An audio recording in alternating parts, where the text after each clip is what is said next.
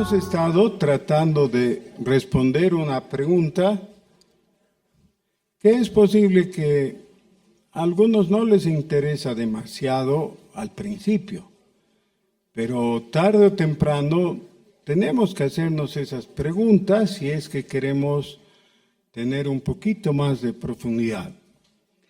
La pregunta es, ¿por qué se escribió el Nuevo Testamento? ¿Por qué?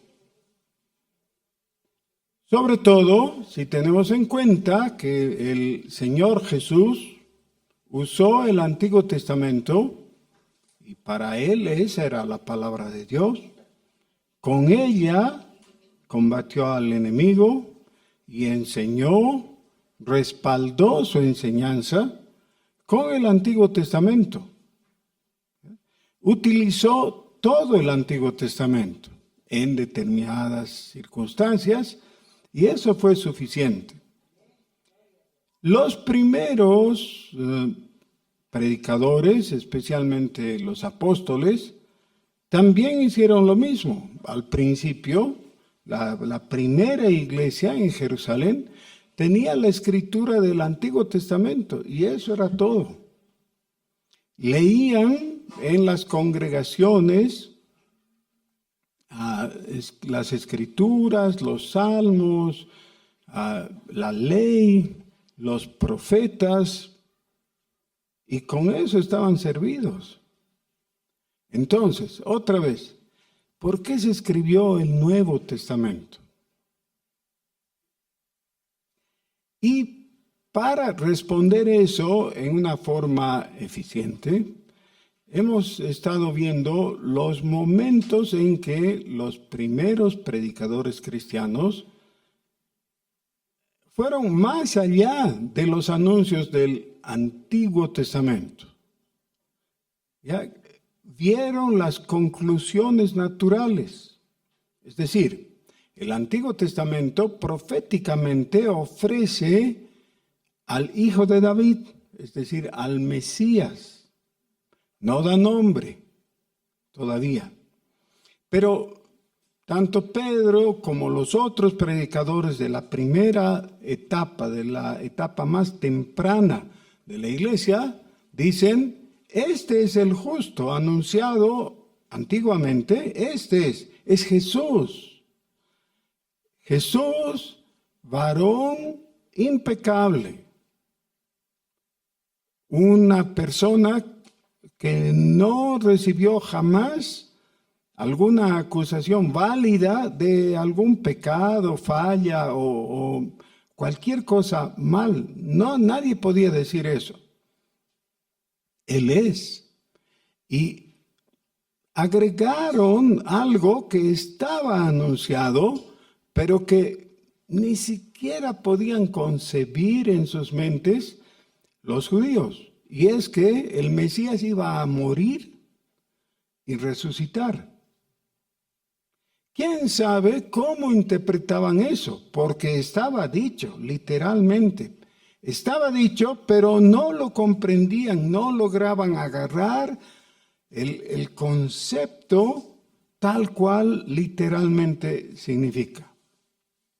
Bueno, entonces, tenemos a Pedro predicando en las primeras ocasiones, en Pentecostés, después en la Puerta a la Hermosa, luego un poquito más allá,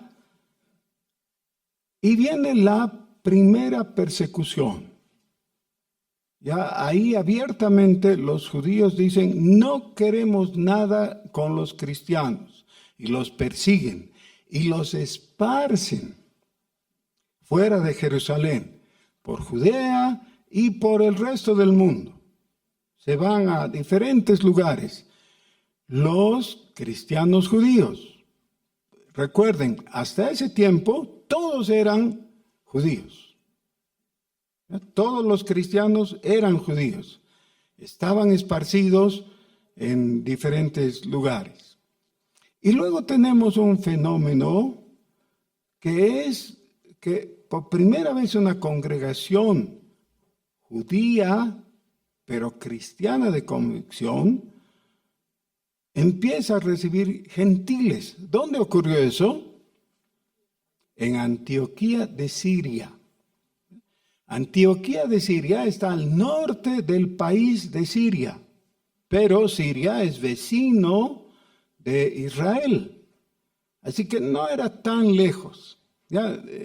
Había que atravesar Siria, sí, pero no era imposible. Los judíos de Judea se fueron al norte, así, ocuparon varios lugares, especialmente Damasco. Damasco sí es una ciudad sureña de Siria, ¿ya? Pero fueron hasta Antioquía, al norte. Y ahí por primera vez se estableció una iglesia que tenía a los judíos, obviamente, como base, pero que empezaron a recibir gentiles. Y a la larga, los gentiles llegaron a ser mayoría.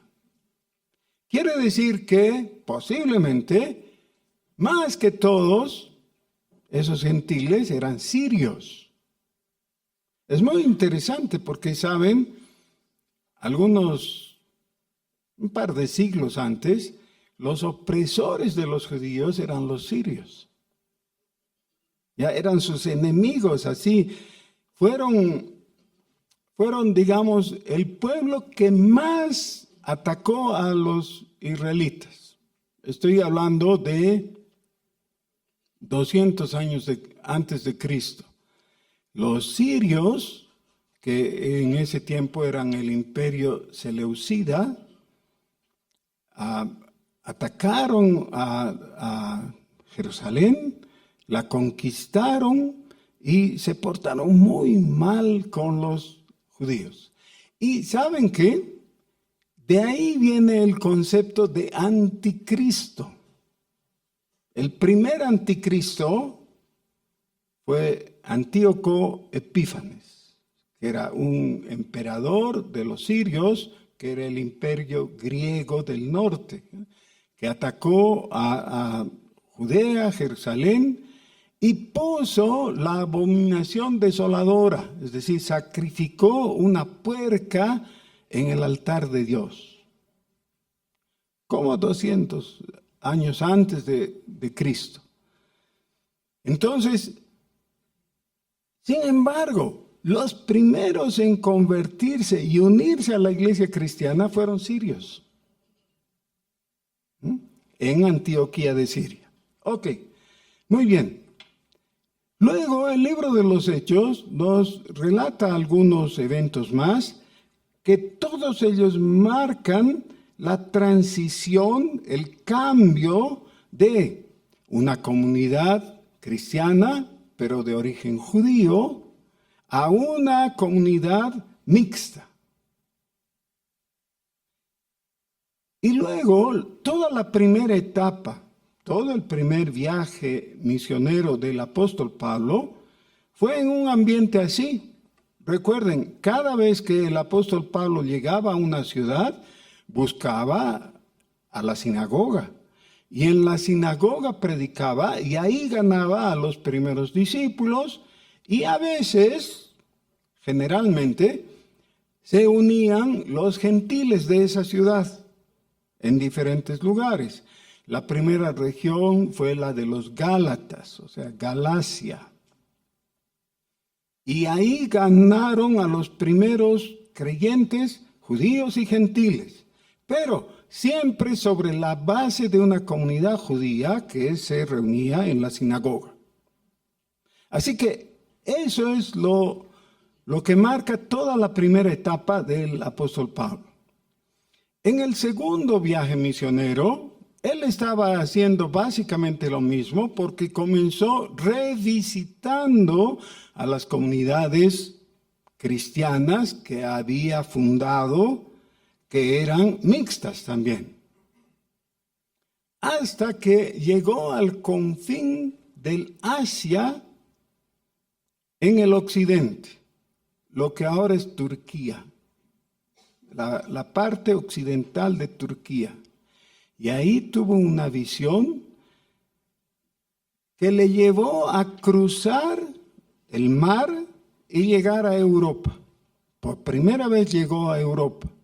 Y en Europa hizo lo mismo. ¿no? Estuvo en Filipos, en Tesalónica, en Berea, y claro, no le fue bien porque iba donde los judíos primero le recibían, algunos se convertían, pero cuando veía que él abría las puertas a los gentiles, a los judíos no les gustaba, entonces lo perseguían y así, a veces dado por muerto, lo dejaban tirado ahí, apedreado o alguna cosa, y teniendo que escapar. Hasta que entonces, en el segundo viaje misionero, él llega a una ciudad y no hay todo ese preámbulo judaico o de sabor judío. Entonces les ruego abrir sus Biblias en Hechos capítulo 17. Y vamos a ver el relato de lo que ocurre en la ciudad que en algún momento había sido la más importante de Grecia, la ciudad de Atenas. Atenas era la antigua capital, por así decir, realmente no lo era, porque eran ciudades-estado, pero era la ciudad más importante, por lo menos, de Grecia. Capítulo 17, versículo 16. Mientras Pablo los esperaba en Atenas, su espíritu se enardecía viendo la ciudad entregada a la idolatría. Así que discutía en la sinagoga con los judíos y piadosos y en la plaza cada día con los que concurrían. Y algunos filósofos de los epicúreos y de los estoicos disputaban con él. Y unos decían, ¿qué querrá decir este palabrero? Y otros, parece que es predicador de nuevos dioses, porque les predicaba el evangelio de Jesús y la resurrección. La predicación en Atenas no es con grandes auspicios. La primera mención que hace de la sinagoga es que discutía con los de la sinagoga, pero también con los gentiles. Era un ambiente hostil de todo lado. Algunos de ellos, algunos de los atenienses, le llamaron palabrero. Es muy interesante porque saben que un poco más tarde, al escribirles a los corintios eran muy cercanos a los atenienses, ¿no? Les dice, el evangelio no consiste en palabras, sino en poder. Y esto muestra que él bien había comprendido la acusación que le hacían de ser simplemente un palabrero. Alguien que te habla de cosas que son difíciles de contradecir, pero que en realidad ¿qué importan? Que no interesan. Ese es un palabrero. La pregunta es, ¿era realmente Pablo un palabrero? Bueno, si lo que dice no tiene importancia, era pues. Pero ahora vamos a ver qué era lo que decía y vamos a tener que enviarle una carta pidiéndole disculpas, ¿no? Dice, y tomándole, le trajeron al Areópago, diciendo, ¿podremos saber qué es esa nueva enseñanza de que hablas? Pues traes a nuestros oídos cosas extrañas. Queremos pues saber qué quiere decir esto. Y viene una explicación de Lucas. No es lo que ellos decían. Lucas nos está aclarando, versículo 21. Porque todos los atenienses y los extranjeros residentes allí en ninguna otra cosa se interesaban, sino en decir o en oír algo nuevo. Parece que estaban en el siglo XXI, ¿no? ¿No es así ahora? Lo novedoso es lo que capta la atención. Y después de unos días a veces ya pasa de moda y es dejado de lado, ¿ya? A la gente no le interesa profundizar. Lo que quiere es acumular conocimiento, cuanto más novedoso, mejor. Esto lo hacían personas que se preciaban, eran unos pagados de sí mismos, porque creían que vivían en la ciudad capital de la filosofía griega. Eso había sido en realidad Atenas, ¿no? Antiguamente. Ya Atenas no era la ciudad más importante, Corinto era más importante porque era la capital de la provincia romana de Acaya. Acaya es el nombre que habían puesto los romanos para sustituir el nombre de Grecia. ¿Qué querían? Solamente escuchar algo novedoso.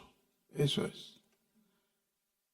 Entonces Pablo, puesto en pie en medio del Areópago, dijo: varones atenienses, en todo observo que sois muy religiosos.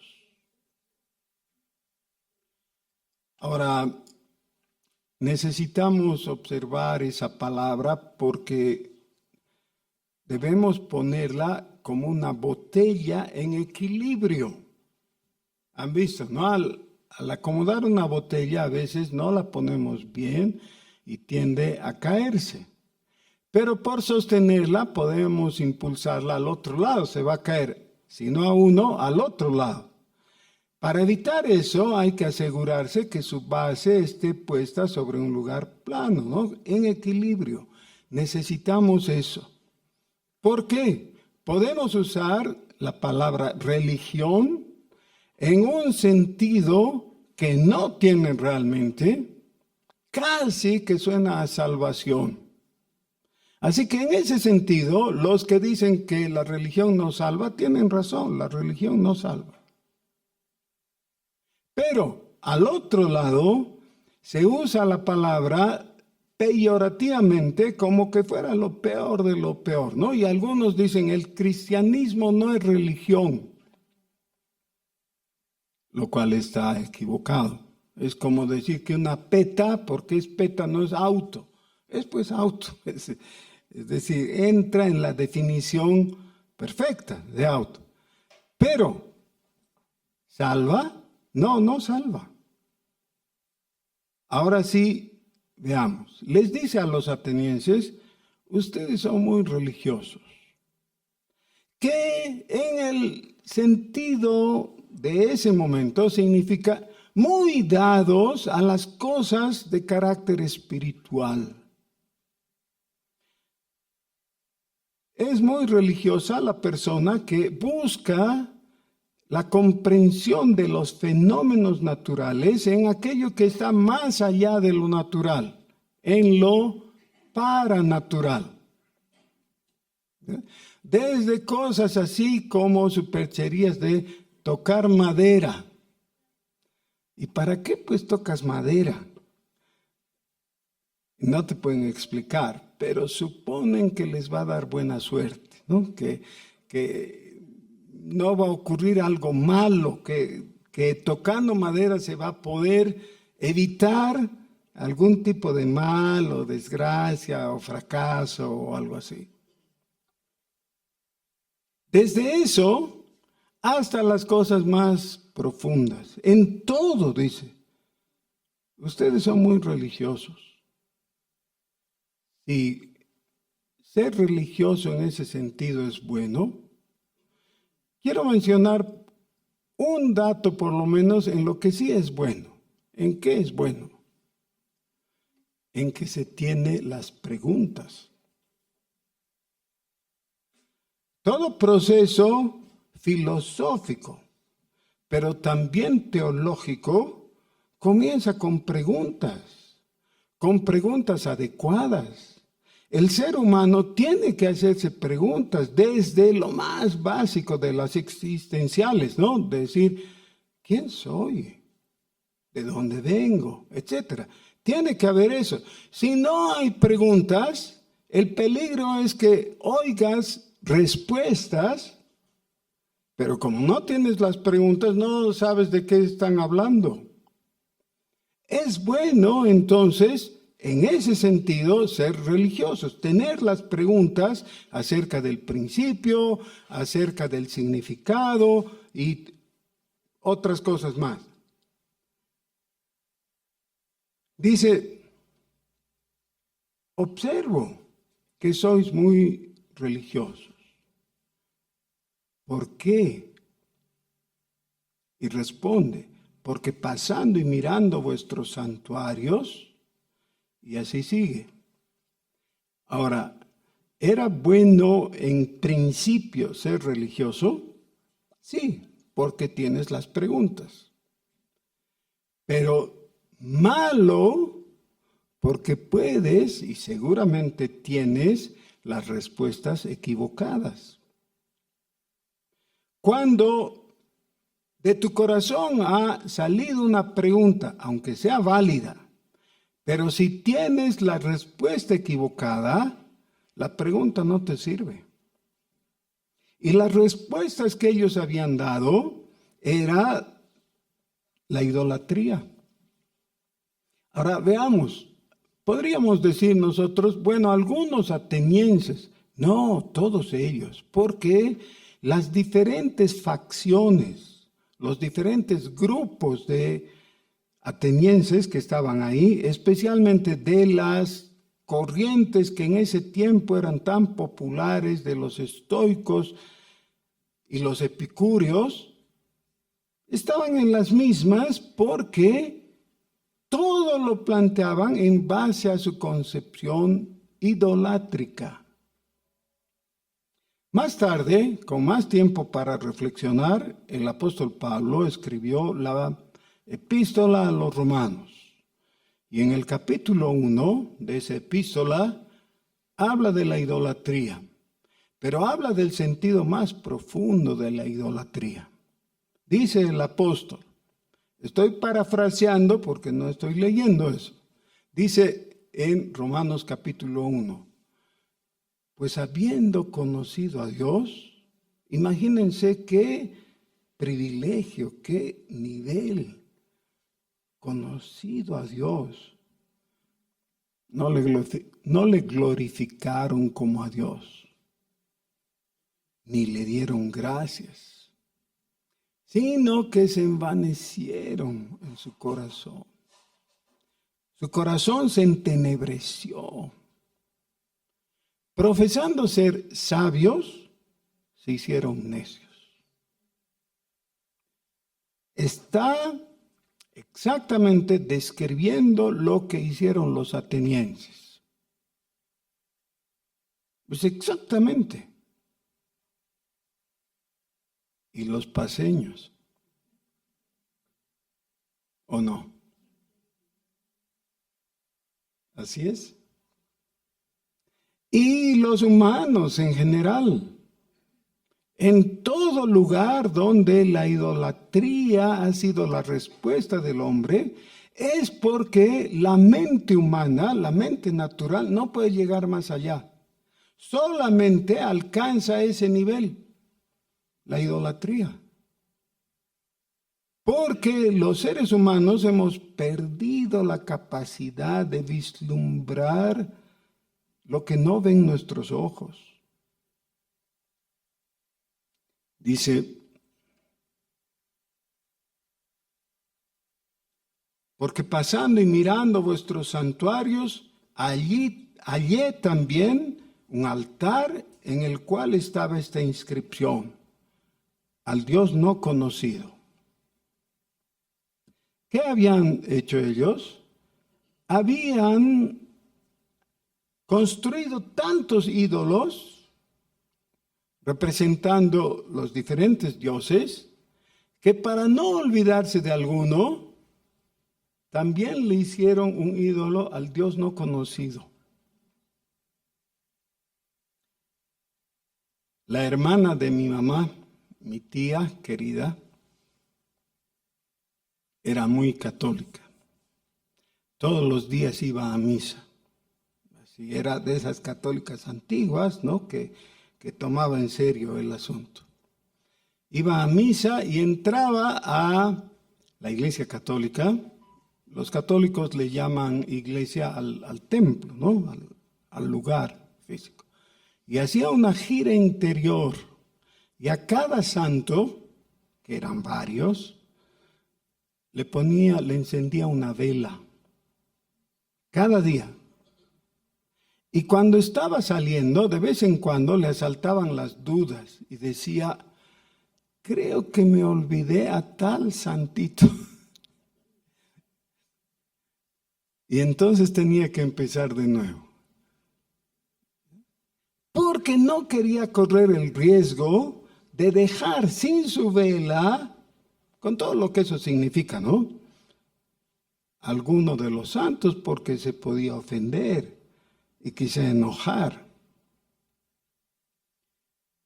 Y yo he visto que algunos de ustedes se sonríen con razón, porque esa es la situación en que quedan los que hacen idolatría. La idolatría siempre lleva al fracaso y la culpa. Los griegos eran politeístas. Creían en varios dioses y no querían correr el riesgo de no adorar a alguno de esos dioses, así que hicieron una estatua, una imagen al Dios no conocido. Entonces, el apóstol Pablo utiliza eso como un elemento didáctico. ¿Ya? Utiliza esa falla de los atenienses para poder enseñarles. Y les dice, al que vosotros adoráis, pues, sin conocerle, es a quien yo os anuncio. Pero ahora hace una definición correcta y dice, el Dios que hizo el mundo y todas las cosas que en él hay, siendo Señor del cielo y de la tierra, no habita en templos hechos por manos humanas, ni es honrado por manos de hombres como si necesitase de algo, pues Él es quien da a todos vida y aliento y todas las cosas. Y de una sangre ha hecho todo el linaje de los hombres, para que habiten sobre toda la faz de la tierra, y les ha prefijado el orden de los tiempos y los límites de su habitación para que busquen a Dios. El Dios que ustedes no conocen, pero que adoran sin conocer, a ese Dios yo les estoy anunciando, dice el apóstol. Ese es el Dios que ha creado todo. Ahora noten, por favor, esto es muy importante. Por primera vez el Evangelio se está predicando a gentiles que no habían tenido contacto con los judíos, que no tenían esa base, ese asidero de conocimiento, estaban en cero, digamos, y entonces el apóstol tiene que remontarse lo más atrás posible en el conocimiento básico. El Dios que ha creado todas las cosas. Él es el que les ha creado a ustedes también, les dice. Y Él es el que nos da todas las cosas. El que nos da vida y nos provee. Él es soberano. Queridos hermanos sugieres, pasen con los hermanos que recién han llegado y háganles pasar, por favor. Tenemos varios asientos libres. Adelante, pasen. Okay.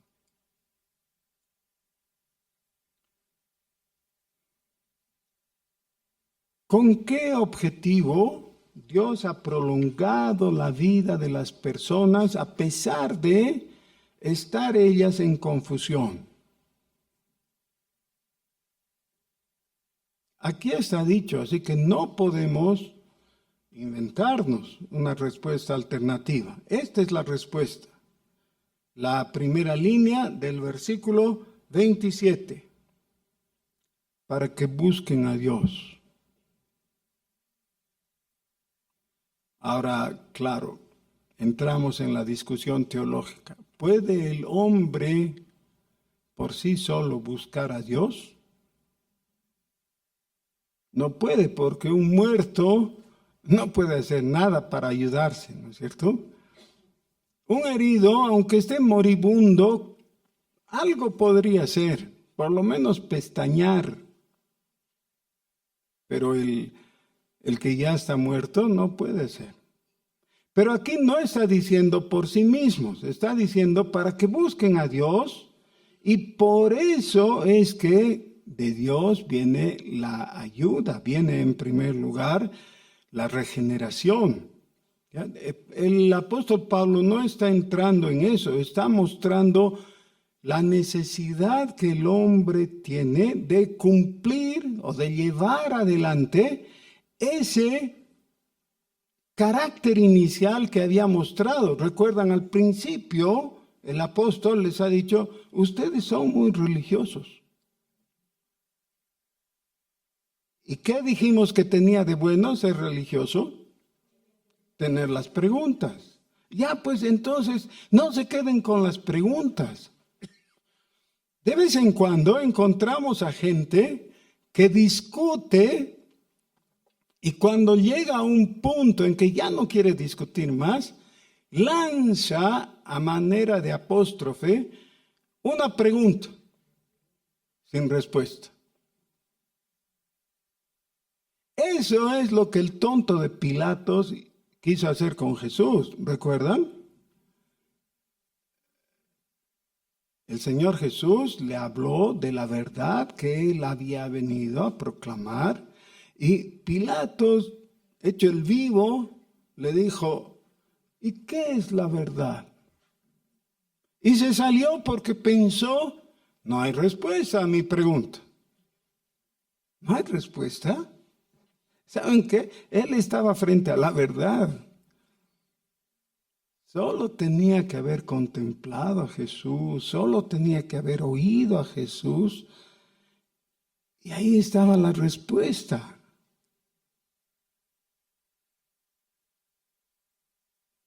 ¿Está bien que sea religioso? De inicio sí. Pero entonces llega a la conclusión correcta. ¿Cuál es esa conclusión? Jesucristo. Esa es la conclusión. Dice entonces, para que puedan hallarle, aunque ciertamente no está lejos de cada uno de nosotros. Ahora, no está lejos es una negación. No está lejos.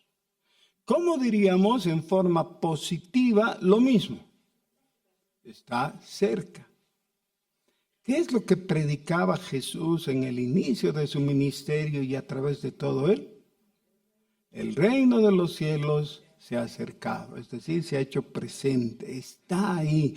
¿Y qué es lo que dice más tarde el apóstol Pablo en Romanos capítulo 10?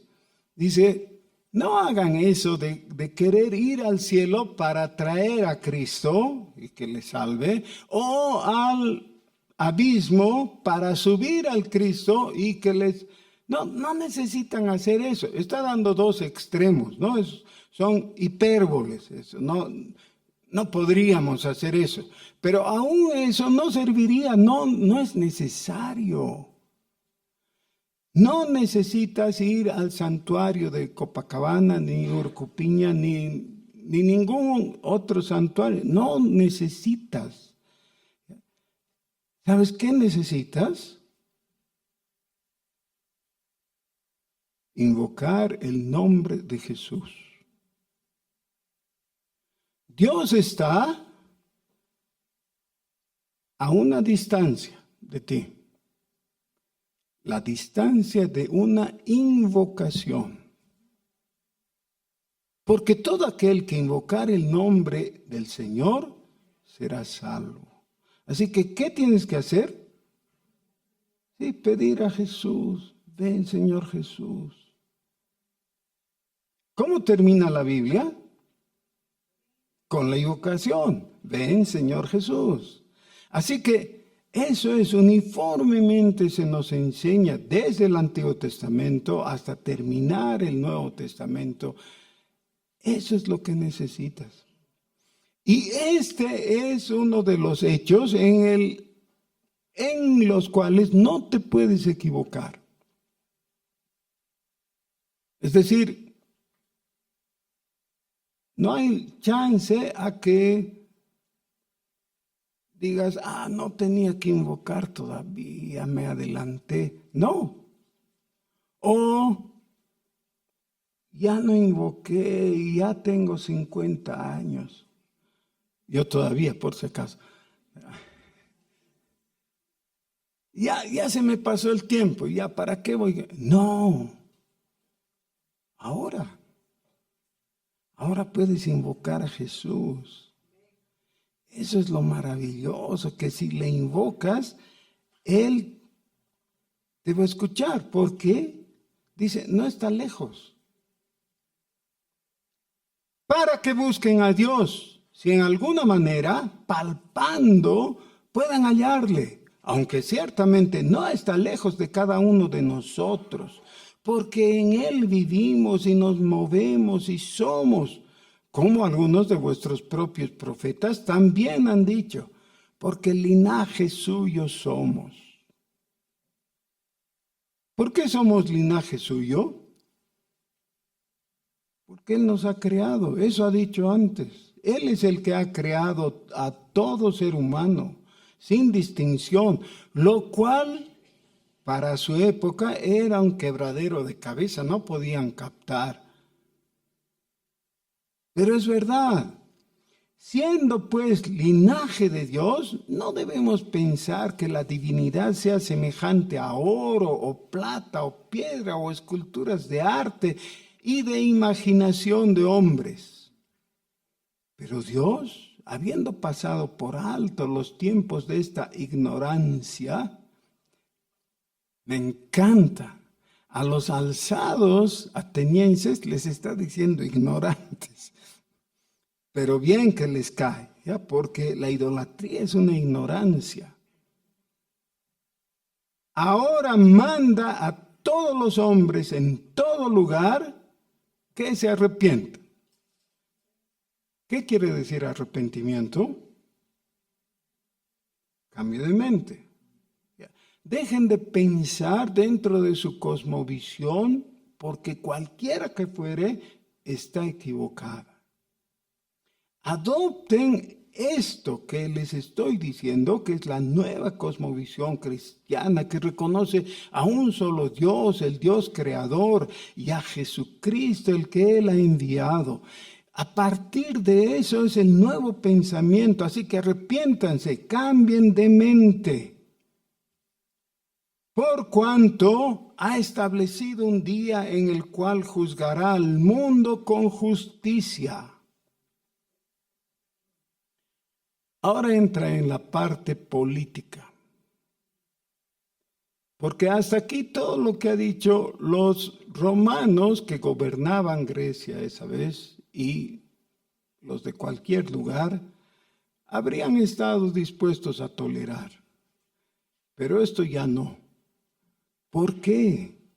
Los romanos estaban totalmente convencidos que el nuevo orden mundial que hacía del César el centro mismo del que dependía todo, ellos veían que no tenía ya lugar. Ha establecido juzgar al mundo con justicia por aquel varón a quien designó. dando fe a todos con haberle levantado de los muertos. Y aquí entra en una doctrina controversial, porque el ser humano no cree en la resurrección. La mente natural no puede percibir eso, no puede aceptar. Toda nuestra experiencia es contraria a eso. Nosotros hemos visto gente morir. ¿Y qué pasa con el que muere? Se queda muerto. Así es. Así que si alguien viene y dice, sí, hay alguien que ha muerto, pero después de 3 días se ha levantado. Por eso, versículo 32, pero cuando oyeron lo de la resurrección de los muertos, unos se burlaban y otros decían, ya te oiremos acerca de esto otra vez. Y así salió Pablo de en medio de ellos. Ahora, hermanos, predicamos a Jesucristo no para ser simpáticos, no para buscar coincidencias con los otros, a ver cómo nos podemos llevar bien. Si así fuera, el apóstol hubiera dicho, a ver, seguramente si les hablo de la resurrección, estos no van a querer.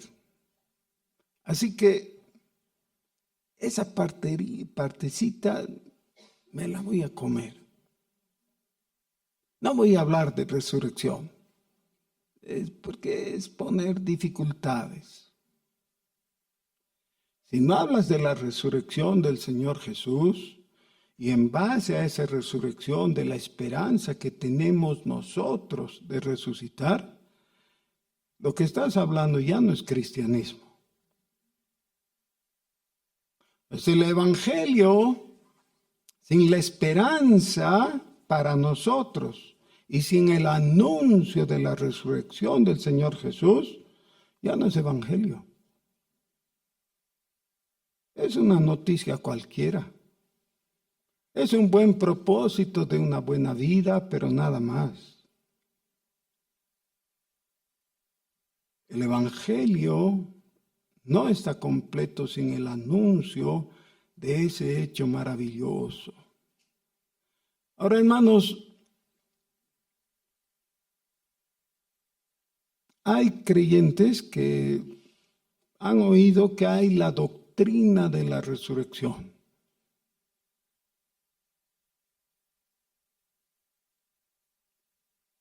Pero no van más allá. Mi invitación es que si tú no tienes solidez al respecto, leas. Leas, por supuesto, la Escritura, primero que nada. Pero hay muy buenos libros con una parte de apologética o todo dedicado a la apologética donde profundizan el tema de la resurrección. No te quedes a medias, no te quedes así, sí, debe ser, no, bueno, no voy a contradecir que... No. La doctrina de la resurrección tiene que ser algo que realmente llene tu mente, que puedas argumentar favorablemente al respecto. Dice que Pablo salió de en medio de ellos. Ahora, aquí parece haber una ruptura, ¿no es cierto? Al salir, se va y los deja. Dice, mas algunos creyeron, juntándose con él, entre los cuales estaban Dionisio, nombre gentil, el Areopagita, una mujer llamada Dámaris y otros con ellos. Es la primera comunidad netamente gentil. Por primera vez se ha formado un grupo de creyentes que se constituyen en una iglesia local. Y yo tengo una pregunta que todavía no he hallado respuesta, y si no encuentro en este mundo, es una de las cosas que le voy a preguntar al Señor. ¿Por qué no hay una epístola a los atenienses? Hay a los corintios, hay a los efesios, etcétera, todos ustedes saben, pero no hay a los atenienses. ¿Por qué será? Bueno, podemos preguntar juntos si quieren un día. Hermanos, esta presentación del apóstol Pablo del Evangelio de Jesucristo ante una ciudad cultísima es sin complejos. ¿Han visto? No hacen nada ahí por ganarse el aprecio de ellos, la tolerancia. No, les dice claramente el Evangelio. Es un ejemplo de evangelización con valor y con firmeza.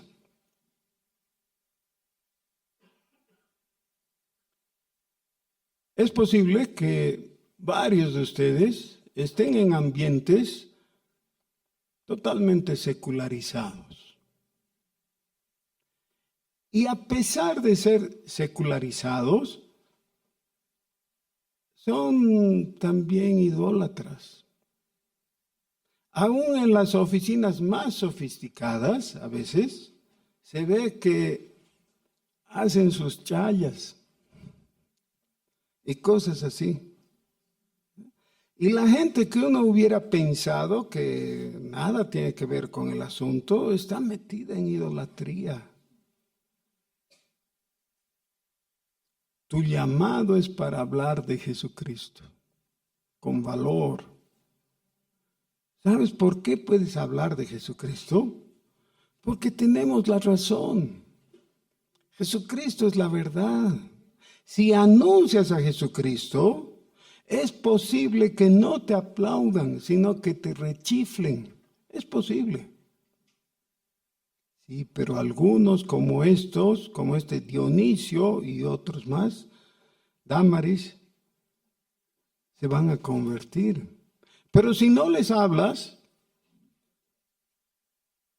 nada va a pasar. Después de esto, llega una etapa muy interesante en el ministerio del apóstol Pablo, que es esa etapa donde surgen sus epístolas. Y sus epístolas están dirigidas justamente a estas comunidades, ya sean judeo-cristianas o simplemente cristianas, que están en ese momento de crecer, de forjarse, de entender, de buscar. Y la respuesta a por qué se escribió el Nuevo Testamento está justamente ahí, en lo que se escribió. Ya vamos a poder verlo. Pero ahora necesitamos recordar algo que el apóstol les ha dicho a los atenienses. Les ha dicho, porque en Él, ¿quién es ese Él? Dios. En Él vivimos y nos movemos y somos.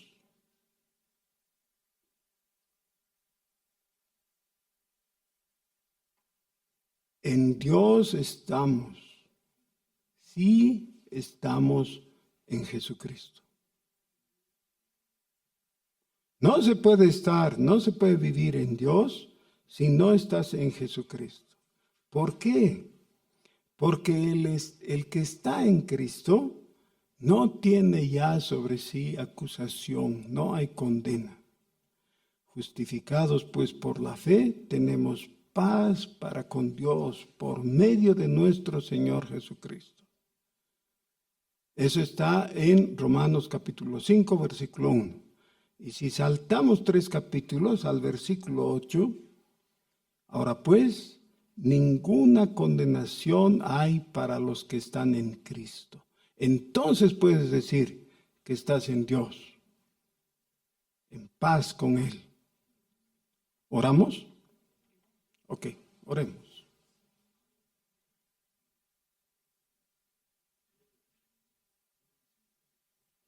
Señor nuestro, muchas gracias por tu bondad.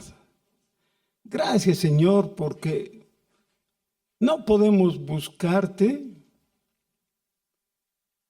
porque no necesitamos ir a otro lugar. Tú estás aquí a nuestro lado y te podemos hablar porque estás dispuesto a oírnos.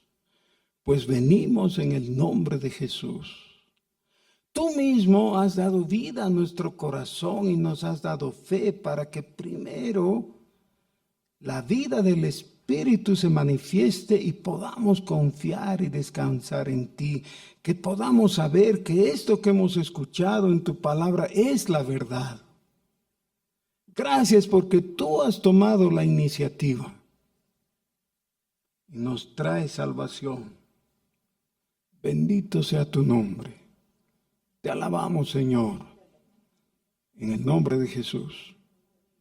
Amén.